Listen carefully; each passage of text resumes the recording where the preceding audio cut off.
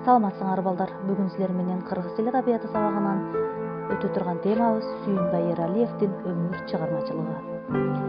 Сүйүнбай Эралиев 1921-жылы азыркы Талас районунда туулган. Улуу ата мекендик согушка катышкан. Биринчи ырлар жыйнагы 1949-жылы чыккан, 1959-жылы жарыяланган. Ак мөөр поэмасы аны чыгармачылыгындагы бийиктик болуп, эл арасына атын кеңири таанытты.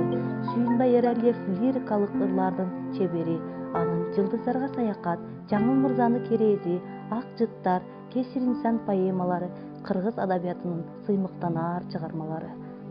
Кыргыз эл баатыры Сүйүнбай Эралиев.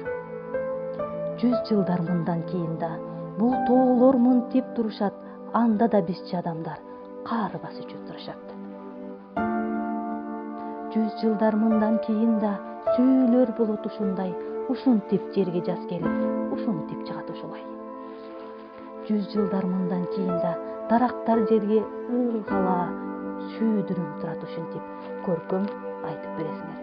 Менден суроо, силерден жооп. Сүйүнбай Эралиев канчанчы жылы туулган экен? Кайсы чыгармалары элге кеңири таанылыптыр? Поэмалардын аттарына тагыла. Эралиевдин кандай ырларын билесиңер? Тапшырма 100 жылдар мындан кийин да көркөм айтып берүү.